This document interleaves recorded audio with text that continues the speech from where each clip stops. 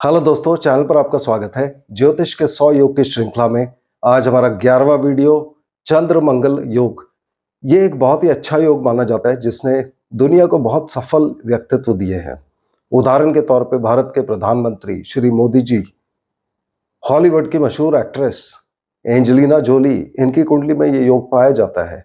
और जैसा हम नाम से ही समझ सकते हैं कि ये योग तब बनता है जब जन्म कुंडली में चंद्र और मंगल एक साथ एक ही भाव में बैठे हों। कुछ लोगों का यह भी मत है कि यदि एक दूसरे की दृष्टि इन पर है तब भी ये योग बन जाता है। ये योग मेनली आदमी के धन की बात करता है, ये व्यक्ति को अमीर बनाता है।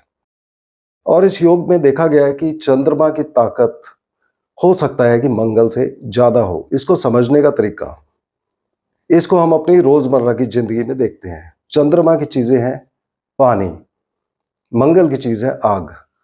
तो पानी और आग, जब पानी आग पर गिरा तो वो आग को बुझा देगा, मगर अगर आग बहुत तेज हुई तो वो पानी को गर्म कर कर उसको भाप में परिवर्तित कर देगी। मगर फिर भी पानी ही रहेगा, भले ही वो अब भाप की शेप में हो। अर्थात कहीं ना कहीं चंद्रमा देवता की ताकत यहाँ कम नहीं होती है, मगर मंगल देव की ताकत कम हो सकती है।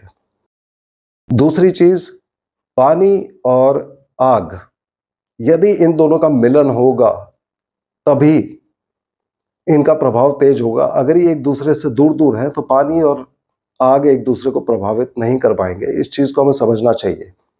और यद्यपि ज्योतिष के अनुसार चंद्रमा और मंगल को एक दूसरे का मित्र माना जाता है, फिर भी हम समझ सकते हैं कि आग और पानी एक दूसरे से अलग होते हैं।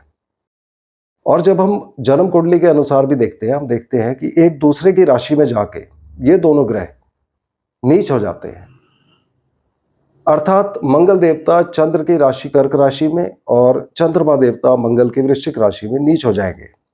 अब जब भी ये योग बन रहा होगा, जहां भी बन रहा होगा, अगर वहां पर 8 नंबर लिखा है यानी कि वृश्चिक राशि, तब चंद्रमा वहां नीच हो जाएंगे। मगर चंद्रमा चूंकि अपने नीच राशि मंगल के साथ है, इस वजह से चंद्रमा देवता का सभी कुंडली में नीच भंग राजयोग माना जाएगा। मगर यदि ये योग जहां बन रहा है वहां पर 4 नंबर लिखा है, उस केस में मंगल देवता नीच हो जाएंगे। और मंगल देव का सभी केसेस में नीच भंग राजयोग नहीं बनेगा, केवल 70 से 80% केस में इनका नीच भंग राजयोग होगा। 20 से 30% कुंडली में मंगल देव नीच ही रहेंगे। उसी तरह से यदि ये दोनों अपनी अपनी उच्च राशि में हो, यदि ये योग जहां बन रहा है वहां पे नंबर 2 लिखा है तो वहां चंद्रमा उच्च हो जाएंगे। और अगर ये योग वहां बन रहा है जहां नंबर 10 लिखा है, तब मंगल देवता उच्च हो जाएंगे और प्रभाव अच्छा होगा। उसी तरह से कुंडली के अलग अलग भाव को भी देखा जाता है। ज्यादातर कुंडली में दूसरे, 9वें, 10वें और 11वें भाव में यह योग अच्छा माना जाता है। अब इस योग का जो प्रभाव आता है वो व्यक्ति को अमीर बनाता है। अच्छे प्रभाव में व्यक्ति अच्छे ढंग से पैसा कमाकर अमीर बनेगा। जैसे कि एक अच्छी नौकरी करके, एक अच्छा बिजनेस करके, गवर्नमेंट जॉब करके वो अमीर बन सकते हैं।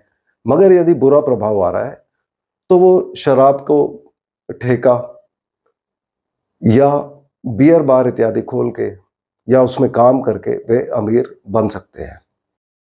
यदि इस कुंडली में इस योग का बहुत खराब प्रभाव आ रहा है, तब यह व्यक्ति चंद्रमा से रिलेटेड चीजें यानी कि माता और स्त्रियां घर की यानी कि पत्नी और बहनें, उनसे व्यक्ति का बर्ताव खराब होगा।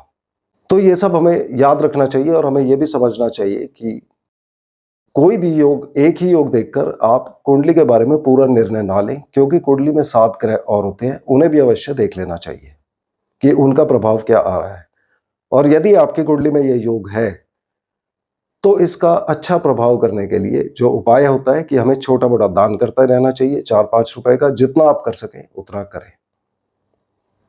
तो मुझे उम्मीद है कि आपको आज का वीडियो पसंद आया होगा। अगले वीडियो में हम फिर मिलते हैं, तब तक के लिए धन्यवाद।